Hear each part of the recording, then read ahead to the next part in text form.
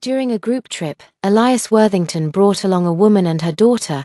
There were 3 cars in total, but somehow, one seat was missing. Without hesitation, Elias pulled me from the front passenger seat and gave my place to them. It would take 5 hours to reach Seaview Bay, and in that moment, I suddenly felt tired of all of it. I calmly stepped out of the car and stood by as they drove off, the convoy moving steadily into the distance. Later, I saw a video taken at the coast.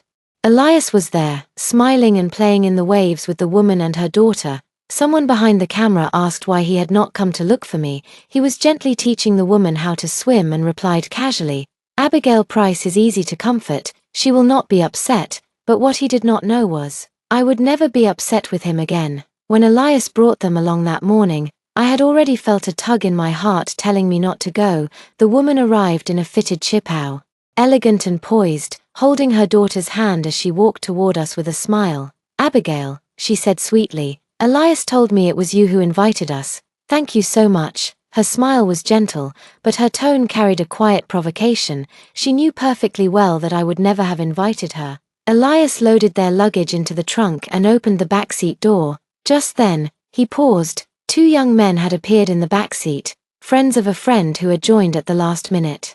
The friend rubbed the back of his neck awkwardly. "Sorry, Elias, I didn't know you were bringing someone too." Before Elias could say anything, he stepped forward to ask the 2 boys to give up their seats. But Sophia, the woman, spoke up first. "They're just kids," she said softly. "Let them come along. This age only comes once." She lowered her head as she spoke, her voice full of stage disappointment. Duo, and I will stay behind then. I hope you all have fun." She took a few slow steps away, then turned back and added, "Elias, Duo was talking all night about going on this trip. If you could, send her a few pictures while you're out. Would you?" Elias hesitated, then he opened the passenger door, reached out, and pulled me from my seat. "Abigail, step out for a moment. I will come back for you." At that moment, I did not know what my face looked like, but whatever it was, it moved even the 2 boys in the back seat. They quickly stepped out as well. "Sis, you take our seats," one of them said. "We won't go." There was sympathy in their eyes, guilt, too. I looked into Elias's calm, unreadable eyes. Then I smiled, one of those tired, ironic smiles that come when you realize just how little you matter. Clearly, this trip was not meant for me. I quietly picked up my luggage, helped the 2 boys back into the car, and stepped aside. Before the car pulled away, I saw Sophia seated in the front, smiling triumphantly as she waved goodbye. Through the tinted glass, I caught a glimpse of Elias's profile, elegant, composed, as always, and for the first time, I felt tired. My gaze drifted to the ring on his finger. It was the one I had slipped on when we got engaged. Now, it felt more like an eyesore than a symbol of anything meaningful. The ride from here to Seaview Bay would take 5 hours. During that time, Sophia posted nearly 10 updates on social media. First, pictures of the scenery along the way, then, increasingly, photos and videos of Elias, his hand casually resting on the wheel, sunlight outlining his features. Someone commented under one of the videos, "Sophia, is that your boyfriend? He is so handsome." She replied with a blushing emoji, then continued posting updates featuring Elias, one after another. At one point during the drive, Elias called me. They had stopped at a highway rest station. "Wait right there," he said. "Do not move, I'll come back for you." He wanted me to stand in the heat of the sun, in that sweltering parking lot, and wait for him. Maybe once, I would have done it, but not anymore. Still, I said nothing. I even said yes, because deep down, I wanted to see if Elias Worthington was truly the kind of man who kept his word. If he would come back for me. I sat quietly on the sofa, watching the pendulum swing second by second. 5 hours passed, then 6, then 7. Still, there was no sign of him. Then, another post appeared on Sophia's social media feed. In the video, she was lounging on a brightly colored pool float in a revealing swimsuit, laughing freely. Beside her stood a tall man, Elias. The sun sparkled on the water, their laughter blending into the sound of waves and summer air. A voice in the background called out playfully, "Worthington, are you not going to pick up Abigail?" Elias's hand hesitated mid-motion, causing Sophia to slip slightly and gulp a mouthful of seawater. He paused, then calmly replied, "It's fine. Abigail is a good girl. She won't be mad. I closed the video before it finished. That was all I needed to hear. He was not coming back for me. Slowly, I stood up and removed the engagement ring from my finger. My movements were deliberate, steady, as though I were removing something far heavier than a piece of jewelry. It had not been my imagination. Elias had changed. I could not lie to myself any longer. I could not keep clinging to the hope that one day we would walk down the aisle. This trip had been my idea. I had made the hotel reservations. I had carefully prepared the itinerary. But in the end, I was the only one who stayed behind. I could not help feeling bitter that Sophia had so shamelessly stepped into my place, enjoying everything I had planned. So I picked up the phone and called the hotel manager. After everything was settled, I took the ring and dropped it down the drain. I watched as the water carried away our past. Just like Elias had, there was a sting in my chest, and a knot of sadness that I could not swallow, but I kept telling myself, over and over, that the pain would pass. Eventually, my thoughts quieted. That afternoon, Elias and the others finally returned to the hotel after spending the whole day at the beach, but when they tried to check in, they were told the presidential suite Sophia had been using had been cancelled. It had originally been my room. Since I had not gone, it made perfect sense to release it. Elias tried to book another suite for Sophia, but the front desk politely informed him the hotel was fully booked. They all knew, this hotel was part of the Price family's business. Everyone understood what had happened. It was me. Sophia's voice trembled as she tried to sound pitiful. Abigail must be upset. It's my fault. If I hadn't been so slow learning to swim, you wouldn't have spent all day teaching me, Elias. Maybe Dodo and I should just leave. Elias's breath caught, not because he feared losing her, but because he had suddenly remembered something. He had forgotten to go back for me. Night was falling, in a city far from home. Where could a woman and a child go, alone? Still, he could not bring himself to let Sophia and her daughter leave. He reached out and grabbed her wrist, his tone sharp. Don't be ridiculous. This has nothing to do with you. If Abigail is upset, she's upset with me. You can stay in my room tonight. I'm heading back. He quickly instructed one of his friends to look after Sophia and her daughter. He did not even bother retrieving his luggage before rushing out. There was a different urgency in his steps this time. But just as he reached the lobby doors, Sophia called out, "Let me go with you. If Abigail is angry, I can explain things to her." Elias hesitated, then nodded. He knew Abigail too well. She would not leave without hearing from him directly, and once she got angry, it would take a long time to calm her down. Women understand each other better, so he let Sophia come along. But the child was young, and a 5-hour car ride would be exhausting. They could not leave without packing a few essentials. Going back to gather their things took another hour, and Elias, who never had much patience to begin with, sat quietly in the car and waited. That alone said a lot. While he waited, Sophia, worried he had not eaten all day, gently offered him some crackers, slipping them into his mouth as he drove. That was how I saw them. In the 15th post Sophia had shared on her feed that day, I forwarded the video to Elias. Then I sent one message: "You do not need to come back. We are done." After Elias made sure Sophia and her mother got home safely, he finally arrived at the place we had agreed to meet. But I was not there. Under the dim glow of the street lamps, only a few scattered cars sat silently in the lot. The night felt cold and unbearably still. A sudden wave of anxiety crashed into his chest. He could not quite explain the feeling, only that it was as if something important, something precious, was slipping through his fingers. That feeling peaked the moment he saw my message. I had written to tell Elias that I wanted to end things between us, but breaking up with him did not bring the relief I thought it would, not even close. I did not understand myself. I had made up my mind to let go of this relationship. So why did I feel like crying? And the fact that it all ended because of Sophia only made it worse. The phone rang. It was Elias. I stared blankly at the screen as it lit up and dimmed again, then lit up once more. At what point, I wondered, had the man who once promised to protect me forever, Elias, decided to stand on Sophia's side? I was 10 years old when the Price family finally found me and brought me home. But by the time I returned, there was already another girl living there, a girl my age. That day, I wore a faded shirt and cracked shoes. Standing silently at the foot of the stairs, at the top, she stood in a spotless princess dress, cradling a porcelain doll in her arms. We locked eyes. She was everything I was not: bright, loved, clean. I remember thinking then, if I had never gone missing, everything she had would have belonged to me. Later, I learned she was not even a member of the family, she was the housekeeper's daughter. But for a long time, the Price family treated me like the outsider. They disliked the habits I had picked up outside and constantly compared me to Sophia, the girl they had raised as their own. Only Elias. He was the only one who had stood by me from the very beginning, and now, even he was walking away. I do not know how long I sat there, phone still glowing softly in the dark. Finally, I pressed the answer button. Elias's voice, usually so relaxed and casual, now trembled with emotion. Abigail, I am downstairs, can we talk? He stood leaning against the side of his car, eyes fixed on the window of my apartment, unmoving. I threw on a jacket and went down to meet him. I had so many questions, so many things I wanted to ask, but the moment I saw him, all of it was washed away by tears. Elias pulled me into his arms, holding me tightly, whispering over and over that it would never happen again.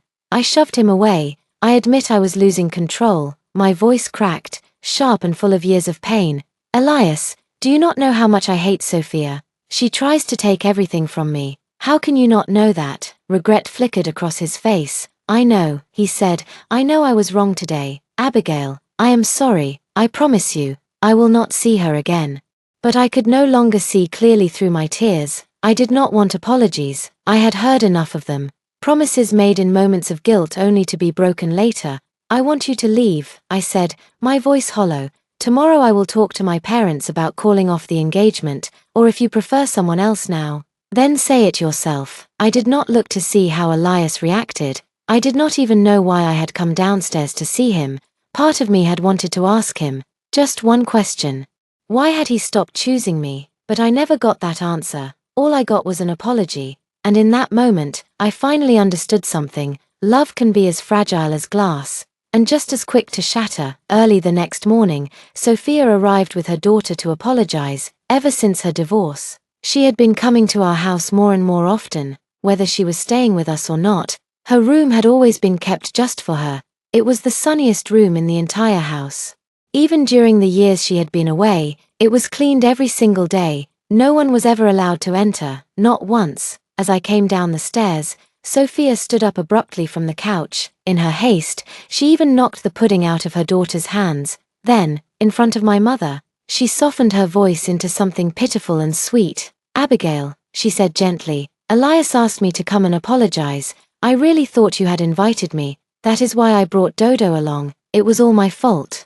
Please do not be angry with him anymore. He was exhausted yesterday, and he still drove all the way back that night. It could have been dangerous. I looked at her. Her performance was so unconvincing. It was almost laughable. You thought I invited you? I asked coldly. Then why was I, the so-called host, left out of the outing entirely? At that, a strange smile crept across Sophia's demure and delicate face. Then, right in front of me, she pinched her daughter, hard.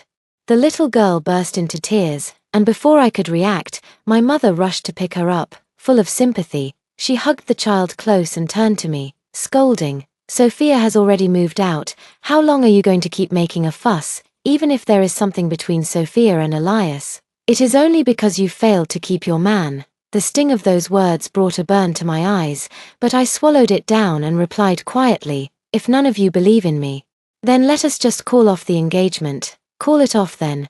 Who do you think you are threatening? Came a sharp voice from the doorway. It was my younger brother John, just home from university, and following silently behind him was Elias. John pushed past me and stepped in front of Sophia protectively. Abigail, he snapped, just because our parents feel guilty does not mean you can act like a tyrant. To me, Sophia is the only sister I recognize. If you ever try to hurt her again, do not blame me for what I might do. I had always known, deep down, that no one in this family truly liked me. But this was the first time they had said it out loud, without hesitation, without shame. I stared at John for a long time. We looked so alike, yet somehow we had become complete strangers, enemies. I said nothing more. I turned and walked away. As I passed Elias, I stopped beside him. My smile was bitter, almost mocking. Elias, are you satisfied now? Was that the apology you were waiting for? Elias felt a deep pang in his chest, but he said nothing. He had no words. A few days later, they called me back to the house to discuss the engagement. Everyone was there. Elias, his parents, mine. I thought it would be simple. That the engagement would be cancelled quickly. I was wrong. Not a single person supported ending the engagement. Even John, who had never hidden his dislike for me, disagreed. When I looked at him in surprise, he rolled his eyes and scoffed. "Do not flatter yourself," he said coldly. "It has nothing to do with you. If you break it off now, it would humiliate the Price family." Elias's mother took my hand, her smile polite but empty. "This was all a misunderstanding," she said sweetly. "Elias was simply being kind. He saw a woman struggling with a child and acted on sympathy. That is all. This is not something worth making such a scene over." From the corner of my eye, I saw my mother signaling me. Her expression said it all. "That is enough now. Do not make things worse." Everyone in that room thought I was just trying to win a petty argument with Sophia, that I wanted Elias to come crawling back and beg for forgiveness. Not one of them believed the truth. That I no longer wanted to be in this relationship, that I was done holding on. After a brief moment of silence, I took a deep breath and spoke calmly. "That is enough. Can none of you see that Abigail is about to cry?" Elias strode to my side, took my hand, and gently led me out of the room. For a fleeting second, it felt as though he was still the one person standing beside me. I pressed a hand to my chest, where a dull ache had started to spread. Trying to quiet the stir of emotion rising within me, Elias pulled me into his arms once again. But this embrace, it no longer carried the warmth it once did. He whispered softly, "Abigail, give me one more chance. I cannot live without you." His voice was earnest, almost desperate, and yet, my heart remained still. The wedding, it turned out, would go on as scheduled. The date had been set for the end of this year. They all assumed that after years of being with Elias, I would never let go so easily, that my silence, my indifference, was just anger that would eventually fade. What none of them knew was that I had been quietly preparing for a new chapter of my life. I was leaving, alone. I had signed up to teach in a remote mountain village, far from the world I had known. Maybe Elias still loved me. Maybe the day he left me was just a moment of confusion, but I was not willing to gamble my future, my marriage, on the hope that his love would endure. Before I left, I spent one last birthday at the Worthington home. This time, my mother took to the kitchen herself, cooking all day just for me. My father had come home from work early. Even John, my younger brother still in college, had requested leave and come home early, a small birthday gift box clutched tightly in his hands. It was the grandest birthday celebration I had ever had in the Worthington household. Elias entered the room pushing in a 3-tiered birthday cake. He smiled and handed me a small velvet box containing a necklace. It was simple, elegant, and surprisingly tasteful.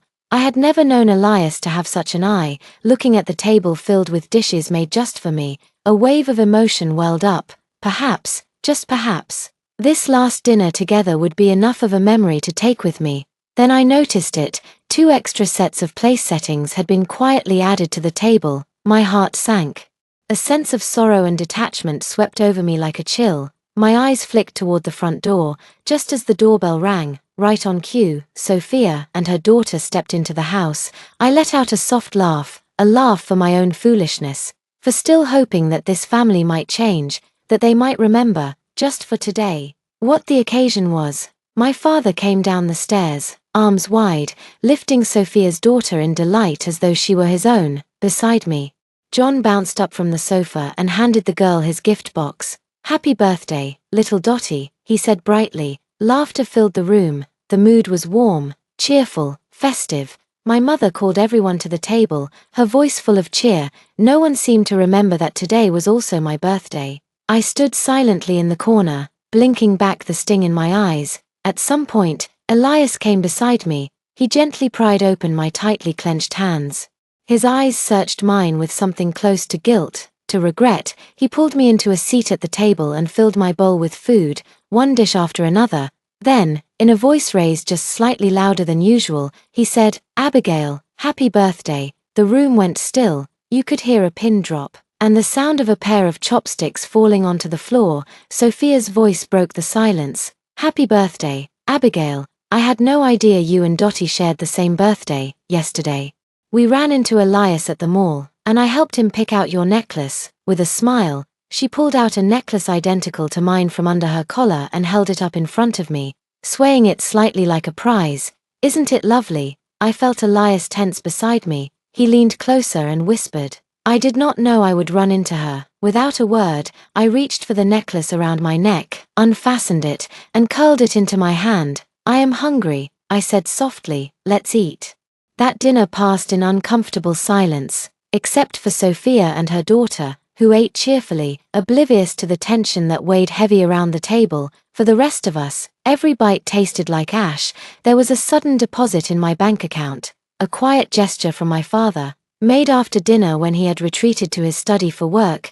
My mother followed him upstairs. When she came back down, she handed me a handbag, an Hermes she adored and had only used once. My younger brother, who had said goodbye but still had not left for school, wandered over to me. For the first time, he lowered his usual tone. He said stiffly, "Just tell me what you want. Hurry, I need to get back to campus." I replied evenly, "No need, there's nothing I want." He scoffed, "Fine, saves me money." Then he stormed off, face tight with frustration. Later that night, Elias retrieved the necklace I had thrown away and apologized once more. "I am sorry, I did not know it would upset you. I will get you another gift." A pause passed, then a light sparked in his eyes. "Abigail, let's go on a trip. You said you always wanted to see the ocean, right? Just the two of us this time. Will you come?" My voice was quiet, expression unreadable. "All right, make the arrangements." Elias took that as an agreement and left. Pleased, I remained alone in the living room.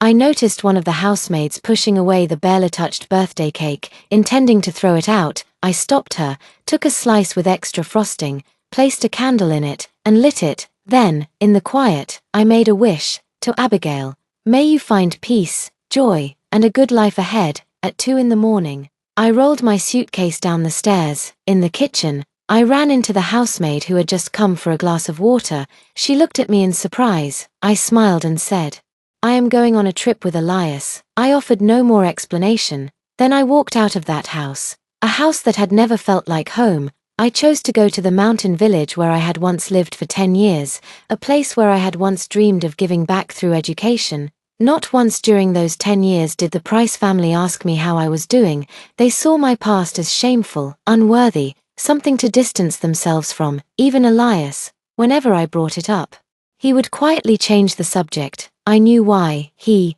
too, was ashamed that I had spent a decade in a world so far removed from theirs.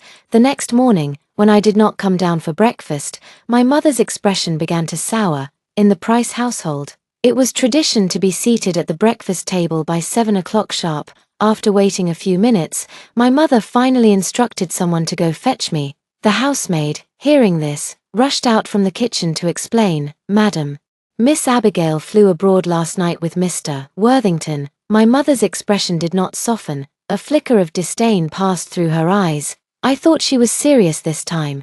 Turns out she just wanted to provoke Sophia again. She really does not know how to behave. I suppose that is what happens when you are not raised properly. "Enough," my father said suddenly, setting down his newspaper. "Abigail is still our daughter. Treat her with some respect." Meanwhile, Elias had booked the flight abroad. He had also spent a full day out of town, buying a diamond necklace worth a small fortune, hoping to surprise me. But when he tried to call, my phone was already turned off. He rushed to the Price residence, only to be told that I had left with him. Fear settled heavily in his chest. He contacted every one of my friends. All said the same thing. They had not seen me in a long time. At last, even the Price family realized I might truly be gone. A month passed. No one had heard from me. With the wedding date approaching and no bride in sight, the Worthington family prepared to annul the engagement. Elias refused. He would not let them. During this time, Elias had grown noticeably haggard in his desperate attempts to find me. One day, he stood in front of his parents, blocking their way, his eyes bloodshot and weary. "I will not call off the engagement," he said firmly. "I will find her. I have to." My sudden departure had left his mother feeling deeply humiliated. In her anger, she fell ill. To please her and help her recover, Sophia brought her daughter and moved into the Price family home. With her careful attention, Elias's mother quickly regained her health, but her resentment toward me only deepened. "From now on, I will pretend I never had a daughter," and she should not think about setting foot in this house again. She wants to act out. Then fine, cancel the wedding, tomorrow. I am going to the Worthingtons myself to call it off. Sophia gently massaged her shoulders, trying to soothe her temper while speaking up on my behalf. Please do not be angry. I am sure Abigail will be back before the wedding. Maybe she was just upset about Dodo's birthday party that day. It is all my fault. I should never have brought Dodo over. If I had not, Abigail probably would not have walked out. But have we not already made it up to her? What more does she want? At the mere mention of my name, Elias's mother's face darkened. The housekeeper quickly came forward with a cup of warm water and placed it by her side. Madam, your health is not fully recovered. Please try not to get too upset. Miss Sophia, perhaps talk to Madam about something else. She is still worked up. Let us not bring up Miss Abigail again. Sophia rolled her eyes subtly, but said nothing more about me. With only 3 days left until the wedding and still no sign of me.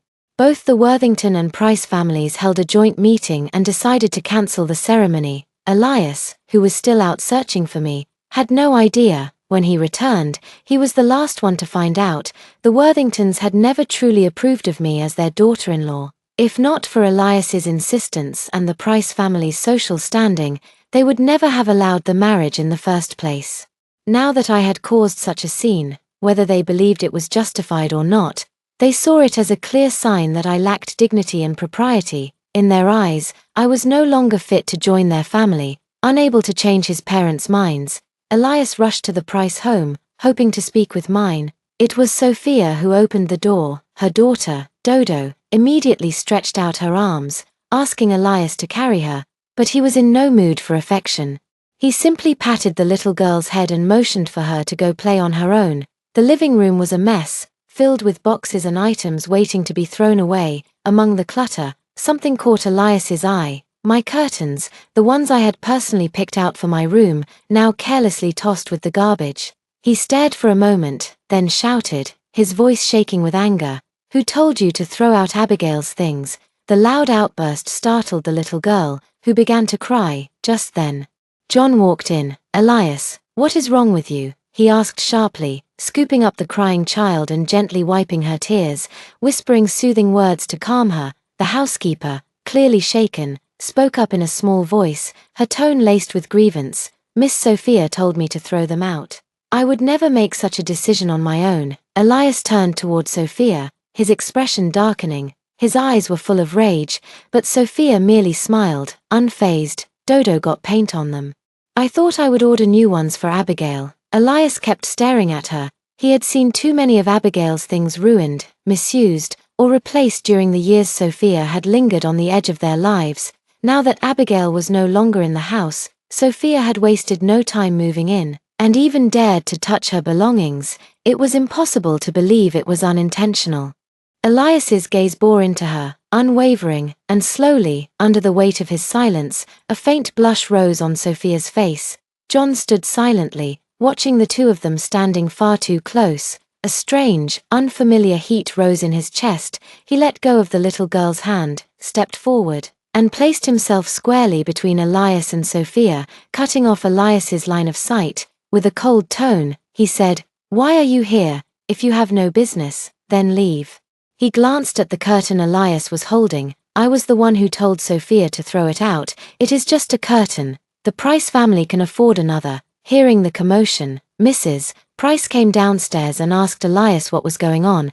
Elias quickly made up an excuse. I left something in Abigail's room. I just came to get it. But when he opened the door, he was stunned. The room was no longer hers. It had been completely transformed into a child's dance studio. Her bed, her clothes, her books, every last trace of Abigail had been wiped away. It was as if she had never lived there. Elias finally understood just how deeply he had hurt her that day. He had left her behind, all alone, when he chose to take Sophia and her daughter away. Now, standing in this room emptied of her presence, he felt a sharp pain of guilt. On her behalf, he was angry for her. He grieved for her. He hurt for her. When Elias left the Price household, the always composed gentleman did something completely out of character. He made a scene in front of the elders, looking straight at Mrs. Price. He said with cold fury, "If you never wanted Abigail, why did you bring her into this world?" His words left Mrs. Price pale and speechless, her face drained of color with rage and shame. John was angry too, but he knew Elias. He had known him for years. Elias, even when angry, always held his composure. He never lost control like this. So John followed his lead and went upstairs. He had rarely, if ever, stepped into Abigail's room. Most days, he simply called for her from the hallway without setting foot inside. Now, as he took in what had happened, he finally understood why Elias had been so furious, and to his surprise, he felt the same. Even though John had never admitted Abigail as his sister, the truth remained: she was a Price. The blood they shared could not be erased. And he would not allow anyone, family or not, to bully her. Mrs. Price, with Sophia supporting her by the arm, also came upstairs and entered the room. She froze. Sophia's daughter was already twirling in the open space, practicing her dance steps with polished grace. It was clear she had been training for quite some time. After finishing a spin, the little girl ran up to them with a bright smile and asked sweetly, "Grandma, Uncle John, did you like my dancing?" Mrs. Price did not answer. Instead, she turned to Sophia and asked, her voice flat and unreadable, "Where are Abigail's things?" Sophia, seeing that she was not being scolded, smiled even more cheerfully. "I had everything moved to the basement, the bed, the wardrobe. They were taking up too much space. I was afraid Dodo might trip." Mrs. Price narrowed her eyes. "I told you that Dodo could use the room to dance. I never said you could touch Abigail's belongings." Still, Sophia did not sense the shift in tone. She replied casually, "But the room is so small. How could she dance with all that furniture in the way?" Then, turning to John, she added with forced lightness, "John, do you not think I made the right call?" But for once, John did not come to his beloved sister's defense. He said nothing. His silence hit Sophia harder than any scolding. Her eyes turned red. She quickly grabbed her daughter's hand. Within seconds, tears were running down her cheeks. "I am sorry for the trouble. We will leave right away," she choked out. Before Mrs. Price could respond, John spoke first. "That is a good idea. Go home." Then he turned and called for the housekeeper. "Put the room back the way it was. Everything. From now on, no one is allowed in here," in a quiet corner, where no one else was watching. Sophia stared at the younger brother who had just humiliated her. Her eyes were full of hatred. And beside her, Mrs. Price saw everything. She saw it all. I returned to the place filled with memories.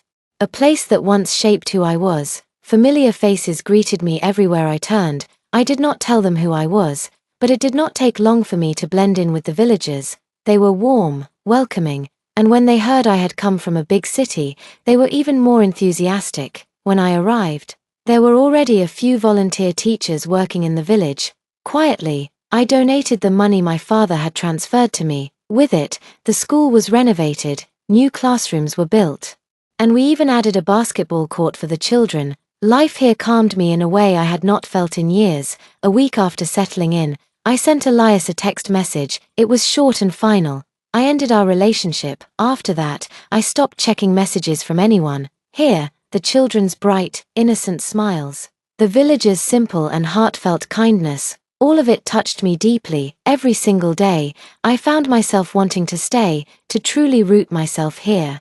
3 years passed in the blink of an eye, but eventually, I had to leave, and I did not leave alone. Yes, here, I found someone to share my life with. He had arrived 2 years before me. Technically, he could have left when I first got there, but he chose to stay. 3 more years. His parents had urged him to return many times, but he ignored them. Eventually, they came themselves, determined to find out what had kept their son away for so long. When they saw me, everything suddenly made sense.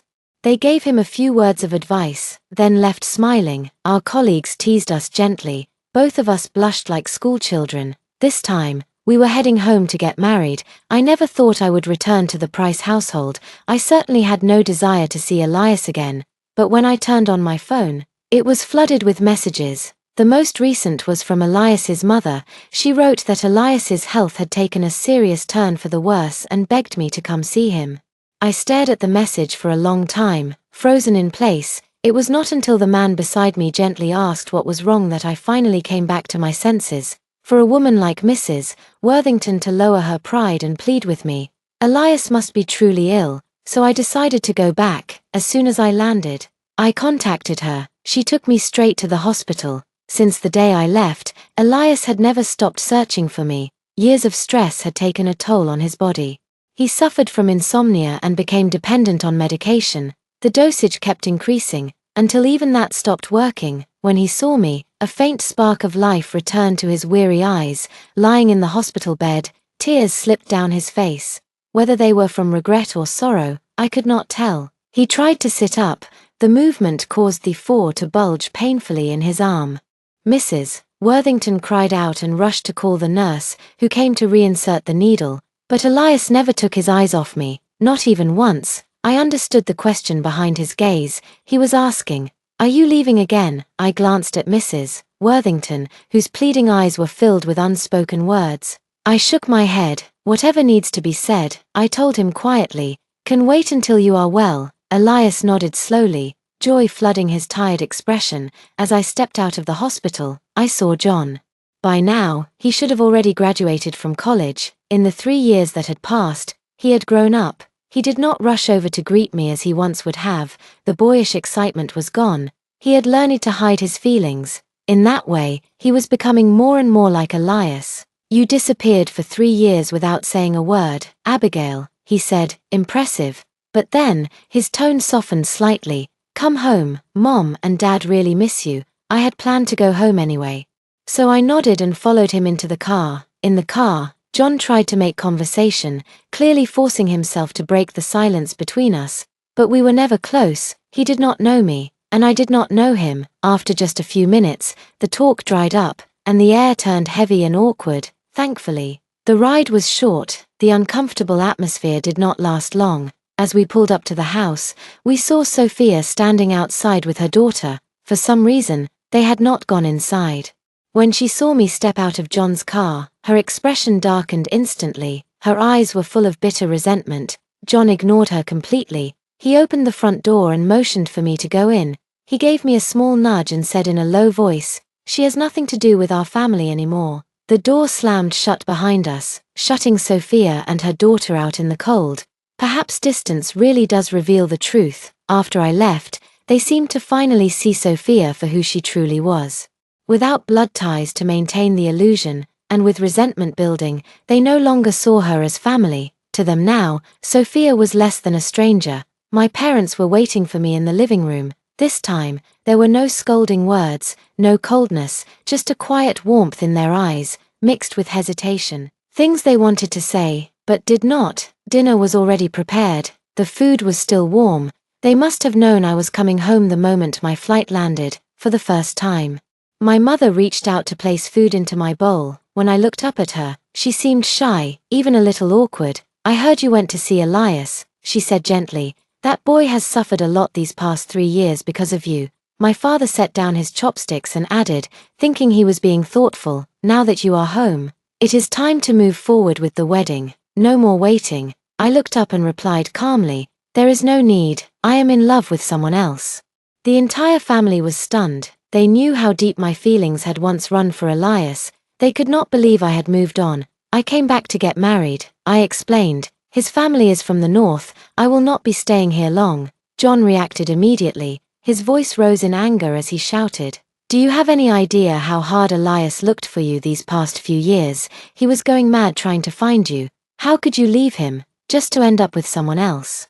I looked at him and wondered, why was it wrong for me to move on? But I did not want to argue. I simply got up and walked upstairs. Elias recovered quickly after his last visit and came to see me. But by then, he had already heard the news. I was getting married. His smile faltered the moment he saw me. Sadness fell over him like a shadow. He looked like he could shatter at any moment. I told him again, "I love someone else. I am getting married." He stumbled slightly, but managed to steady himself. Without another word, he turned and walked away. His figure, thin and quiet, disappeared into the desolate autumn afternoon. Fallen leaves clung to his coat as he passed, rustling softly under his steps. Later, when my fiancé came to pick me up, he ran into Elias at the door. The weather in the north had already turned cold. My fiancé had brought a thick scarf and gloves for me, along with a new set of winter clothes he had just bought. Our wedding was set for the following month. I would be heading north early to spend some time there before the ceremony. My whole family came to the airport to see me off. Elias came too. He did not say a word, he just stood there, smiling. It was not a happy smile. Before boarding, I turned to him and said, "Goodbye." Elias did not attend my wedding, and I did not ask why. My husband's parents welcomed me warmly, treating me even better than if I were their own daughter. Now, I am surrounded by love, from the man I love and from the family I married into. As for my own family, we keep in touch, but from a distance. There is concern, but little closeness. After my wedding, I never heard from Elias again, not a word, not for the rest of my life. Thank you for watching today's story. If you enjoyed this video, please give it a thumbs up and share it with your friends. We'd love to hear your thoughts in the comments below, so feel free to share your opinions. And don't forget to subscribe to our channel for more great stories. We'll see you in the next video.